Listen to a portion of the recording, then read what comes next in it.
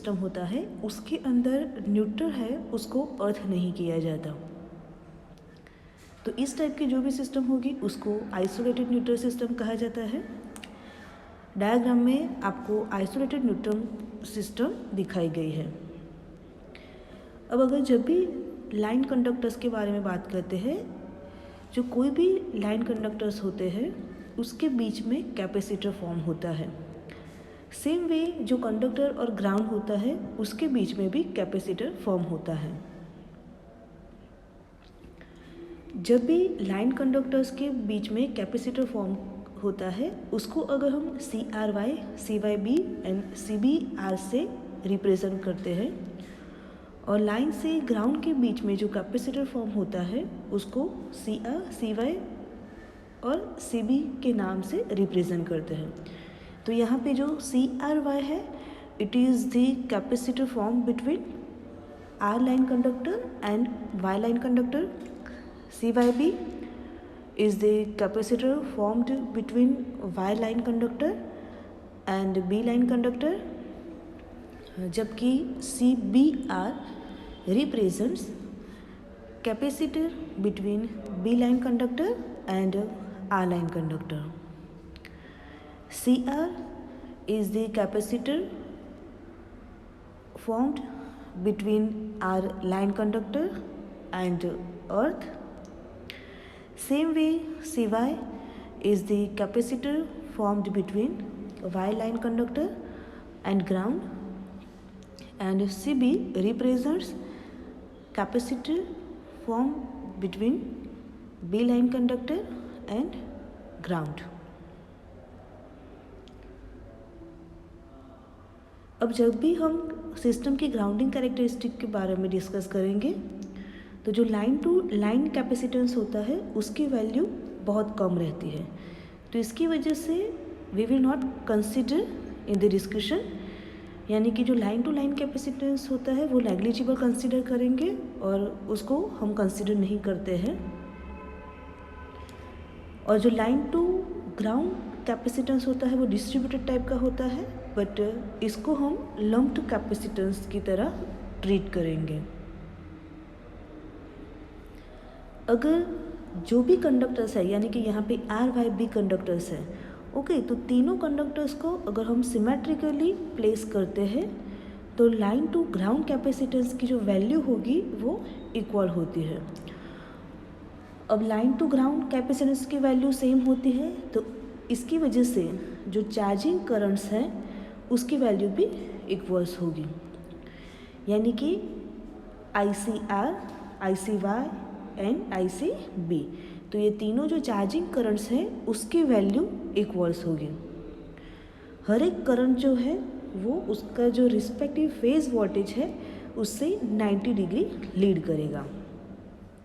अब यहाँ पे आप फेजर डायग्राम में देख सकते हो कि ICY है वो उसका जो फेजर वोल्टेज है उससे 90 डिग्री आगे है,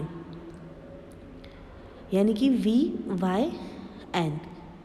सेम वे ICB है वो VBN से 90 डिग्री आगे है, और ICR है वो VRN से 90 डिग्री आगे है, यानी कि each current is ahead of its respective phase voltage by 90 degree, यानी कि जो भी चार्जिंग करंट है वो उसका जो रिस्पेक्टिव फेज वोल्टेज होगा उससे 90 डिग्री लीड करेगा। यहाँ पे जो VRN, VYN एंड VBN दिखाए गए हैं वो फेज टू न्यूट्रल वोल्टेज हैं, यानी कि VRN यानी कि R का फेज वोल्टेज, VYN यानी कि Y phase to neutral voltage and VBN है वो B phase to neutral voltage है। करंट्स है ICR, ICY and ICB are ahead of their respective phase voltage vector by 90 degree, यानी कि ICR is equal to ICY is equal to ICB is equal to V phase by XC। तो यहाँ पे जो XC है वो line to ground capacitance को represent करता है, यानी कि XC is the line to ground capacitance. तीनों के तीनों करंट है वो बैलेंस्ड है और इसकी वजह से अर्थ में से कोई भी करंट फ्लो होगा नहीं। न्यूट्रल का जो पोटेंशियल है वो ग्राउंड पोटेंशियल के जितना होगा और जो हर एक फेज़ है उसका वोल्टेज है Vp is equal to VL/√3 होगा और जो तीनों फेज़ वोल्टेज है तीनों की वैल्यू सेम रहेगी। तो ये जो है ये आइसोलेटेड न्यूट्रल सिस्टम है। ओके, अभी हेल्दी अनग्राउंडेड सिस्टम है। अब जब भी ये जो आइसोलेटेड न्यूट्रल सिस्टम है उसके अंदर फॉल्ट होता है तो कैसी कंडीशन क्रिएट होती है वो हम देखेंगे। ओके, अभी क्या हुआ है कि कोई भी फॉल्ट हुआ नहीं है, यानी कि हेल्दी सिस्टम है, तो करंट है वो भी बैलेंस्ड है, फेज़ वोल्टेजेस है वो भी सेम है। और जो उसका अगर हम फेज़र डायग्राम बनाएंगे तो फेज़र डायग्राम में भी आपने देखा कि जो करंट्स है वो उसके रिस्पेक्टिव जो वोल्टेज वेक्टर है उससे 90 डिग्री लीड हो रहे हैं। Now single line to ground fault in an isolated neutral system. तो जब भी लाइन से ग्राउंड फॉल्ट होता है तो उस टाइम पे कौन सी सिचुएशन क्रिएट होती है वो हम देखेंगे। तो जब भी आइसोलेटेड न्यूट्रल सिस्टम होता है तो क्या होता है कि तीनों जो फेज़ वोल्टेज है उसकी वैल्यू इक्वल्स रहते हैं, करंट है उसकी वैल्यू भी इक्वल्स रहते हैं, यानी कि करंट्स आर बैलेंस्ड।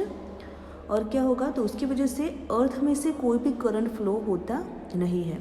तो पूरी जो सिचुएशन है वो जब भी single line to ground fault होगा उस टाइम पे चेंज हो जाएगी। अब यहाँ पे जो 1.39 डायग्राम है वो single line to ground fault का दिखाया गया है कि जब भी आइसोलेटेड न्यूट्रल सिस्टम हो और उसमें single line to ground fault होता है तो कौन सी सिचुएशन अराइज होती है। यहाँ पे आप देख रहे हो कि जो बी है फेज़ बी वहाँ पे फॉल्ट अकर्ड हुआ है, यानी कि earth fault occurs on phase B phase पे अर्थ फॉल्ट हुआ है। जो बी में से करंट फ्लो होता है उसके दो कंपोनेंट्स हैं, एक है IBR और दूसरा है IBY। ओके, जो आप डायग्राम में देख सकते हो। IBR कौन सा होगा कि IBR करंट है वो फेज़ बी में से फॉल्ट में जाएगा, फॉल्ट में से कैपेसिटेंस CR में जाएगा, CR में से फेज़ R में जाएगा। तो इसको हम बोलेंगे IBR करंट, यानी कि फेज़ बी में से लेके फेज़ R तक ये करंट फ्लो होता है और उसका पाथ कौन सा होगा, फेज़ बी फॉल्ट में से कैपेसिटेंस CR और CR में से डायरेक्ट हो जाएगा फेज़ R के अंदर। अब IB यानी कि जो फेज़ करंट है उसका जो दूसरा कंपोनेंट है वो है IBY। तो IBY करंट कौन से पाथ से फ्लो होगा, तो IBY है वो फेज़ बी में से फॉल्ट में से कैपेसिटेंस CY और कैपेसिटेंस CY में से वो फेज़ Y में चला जाएगा। यानी कि जहाँ पे फॉल्ट हुआ है उसके अलावा के जो दोनों फेज़ हैं उसमें से फेज़ बी में से जो करंट फ्लो हो रहा है वो फ्लो होना शुरू कर देगा।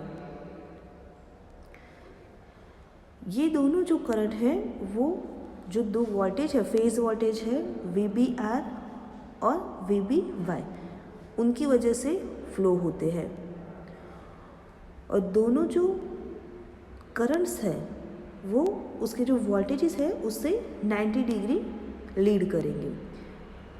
ये आप फेज़र डायग्राम में देख सकते हो।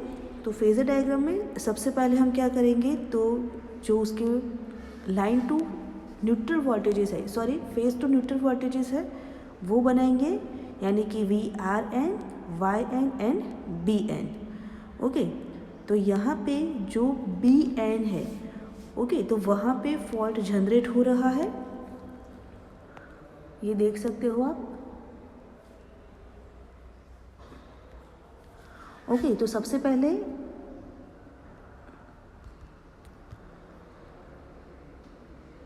ये जो है वो है VRN, VYN एंड VBN। अब जब भी फेस टू न्यूट्रल वोल्टेजेस है उसके टिप को अगर हम ज्वाइन करते हैं तो हमें लाइन वोल्टेजेस मिलेंगे, यानी कि ये जो है वो R फेस का वोल्टेज वेक्टर है, ये Y का है और ये B का वोल्टेज है। अब जब भी तीनों के अगर हम टिप ज्वाइन करते हैं इस वेक्टर्स के, तो यहाँ पे आप देख सकते हो ये वोल्टेज जो आपको मिलेगा वो मिलेगा R और B, यानी कि VBR।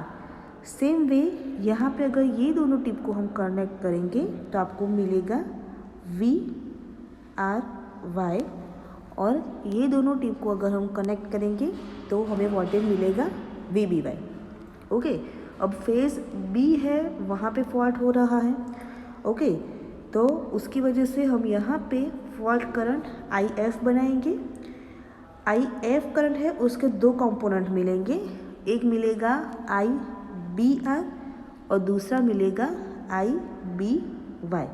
ओके, अब यहाँ पे जो IBR है और IBY है वो दोनों उसके जो वोल्टेजेस है उससे 90 डिग्री लीड करेंगे, यानी कि IBR है, ये आप देख सकते हो IBR है वो VBR है उससे 90 डिग्री लीड करेगा, और जो IBY है यानी कि ये वोल्टेज जो है वो VBY से 90 डिग्री लीड करेगा। Okay, so you can see the angle between this two 90 degree, यानी कि current leads their driving voltages by 90 degree.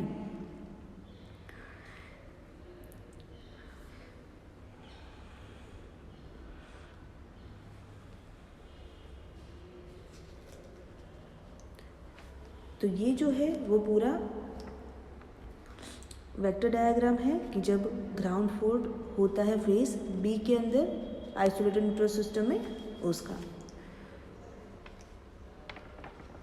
Next है तो इसके इक्वेशन हम डिराइव करेंगे। तो इक्वेशन में आप देख सकते हो सबसे पहले दो कंपोनेंट हमें फॉल्ट करंट के मिल रहे हैं, एक है IBR दूसरा है IBY। ओके, तो IBR क्या होगा, तो उसका वोल्टेज और उसका कैपेसिटेंस, यानी कि उसका जो वोल्टेज है वो हमें कितना मिलता है, तो VBR डिवाइडेड बाय XC, यानी कि line to ground capacitance XC। Okay, तो अब VBR की जगह पे अगर हम फेस वोल्टेज की वैल्यू रखते हैं तो हमें कितनी वैल्यू मिलेगी, √3 V face by XC। Same way अगर IBY का अगर हम इक्वेशन लिखते हैं तो IBY is equal to its driving voltage vector divided by line to ground capacitance, यानी कि उसका जो ड्राइविंग वोल्टेज कौन सा है, VBY, यानी कि VBY divided by XC is equal to √3 V phase divided by XC। तो यहाँ पे जो रिजल्टिंग करंट होगा वो फेज B में से होके फ्लो होता है, और ये जो करंट है वो इन दोनों के समेशन से हमें मिलेगा, यानी कि IF is equal to √3 IBR। Now put the value for IBR, so √3 multiplied by √3 V phase by XC is equal to 3 V phase by XC। Okay, तो ये जो वैल्यू हमें मिली वो किसकी मिली, फॉल्ट करंट IF की, यानी कि जो दो करंट फेज जब भी लाइन से ग्राउंड फॉल्ट होता है तो उस टाइम पे जो करंट है उसके दो कंपोनेंट हमें मिले, वो दोनों कंपोनेंट मिल के फॉल्ट करंट बनाते हैं। ओके, तो फॉल्ट करंट का हमने इक्वेशन देखा। सो IF यानी कि fault current IF is equal to IF is equal to 3 V phase by XC। तो अगर पूरा डिस्कशन करके अगर हम कंक्लूजन निकालने जाएँ कि जब भी single line to ground fault होता है आइसोलेटेड न्यूट्रल सिस्टम में तो कौन सी सिचुएशन अराइज होती है? तो जब भी single line to ground fault ungrounded neutral system में होती है तो जो न्यूट्रल का जो पोटेंशियल होता है वो फॉल्ट होता है उसके पहले ग्राउंड पोटेंशियल पे होता है, पर जैसे ही फॉल्ट होता है उसके बाद वो सिस्टम फेज वोल्टेज के जितना हो जाएगा। ओके, तो जब भी फॉल्ट नहीं होता है उसके पहले हमने क्या देखा था कि जो न्यूट्रल का पोटेंशियल होता है वो ग्राउंड पोटेंशियल पे होता है। ओके, बट जब भी फॉल्ट होता है तो ये जो ग्राउंड पोटेंशियल पे न्यूट्रल का पोटेंशियल होता है वो कितना हो जाएगा? सिस्टम के फेज वोल्टेज के जितना। सेकंड कंक्लूजन अगर हम देखने जाए तो जो हेल्दी फेज के जो वोल्टेजेस है, okay, it equals to the √3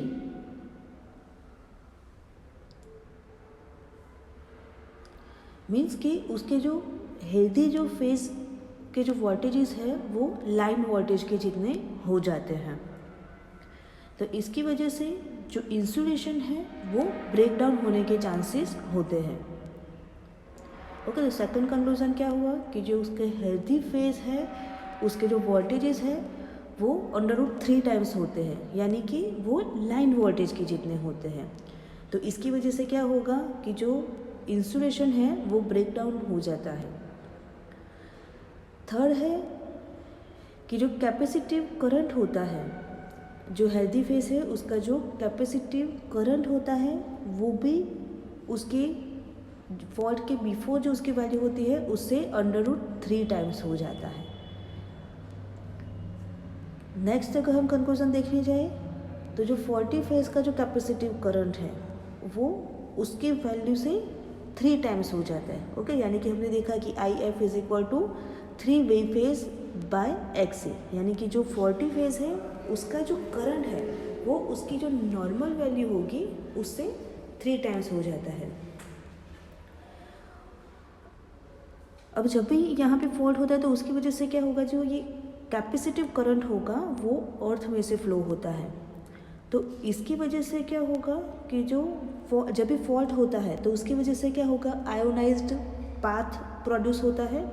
okay, तो ये जो आयोनाइज्ड पाथ होगा फॉल्ट का उसके अंदर आर्क प्रोड्यूस होती है क्योंकि जो करंट है वो अर्थ के थ्रू फ्लो होगी। अगर ये जो आर्क है अगर फॉल्ट को अगर रिमूव कर दी जाए तो भी ये जो आर्क होगी वो वहाँ पे कंटिन्यूअसली फ्लो होती रहेगी। तो ये जो पूरी कंडीशन होती है उसको आर्किंग ग्राउंड कहा जाता है। ओके, अगर एग्जाम में आपको पूछा जाए कि what is meant by arcing ground, तो आर्किंग ग्राउंड यानी क्या होगा कि जब भी single line to ground fault होता है उस टाइम पे जो कैपेसिटिव करंट होता है वो अर्थ में से फ्लो होता है। ओके, जब भी फॉल्ट होता है तो क्या होगा, आयोनाइज्ड पाथ होगा वो प्रोड्यूस होता है। आयोनाइज्ड पाथ होता है उसके अंदर कैपेसिटिव करंट मिलता है तो इसकी वजह से क्या होगा, आर्क प्रोड्यूस होगी। अगर फॉल्ट को रिमूव कर दिया जाए तो भी जो आयोनाइज्ड पाथ है उसकी वजह से आर्क है वो थोड़े टाइम के लिए रहती है। तो ये जो पूरी कंडीशन होती है उसको क्या कहा जाता है, आर्किंग ग्राउंड।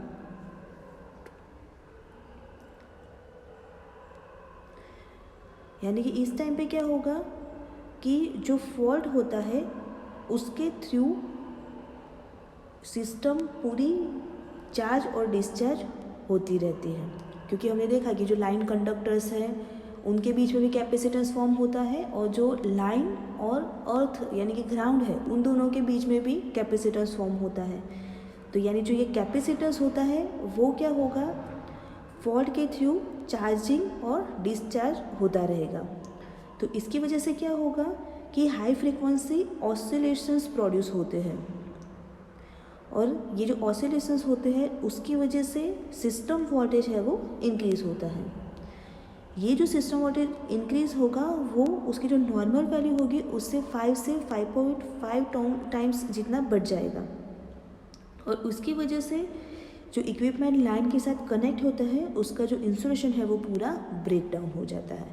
ओके, यानी कि जब भी single line to ground fault होता है तो उस टाइम पे पूरी जो कंडीशन है, जो उसकी नॉर्मल कंडीशन होती है, उसकी जो वोल्टेजेस होते हैं, उसके जो करंट्स जो होते हैं वो पूरे चेंज हो जाते हैं। यानी कि पूरी जो उसकी सिचुएशन जो थी पहले कि वोल्टेज थे बैलेंस थे, करंट बैलेंस्ड था, पूरी जो उसकी कंडीशन है वो चेंज हो जाती है। तो ये जो है वो पूरा है single line to ground fault in isolated neutral system.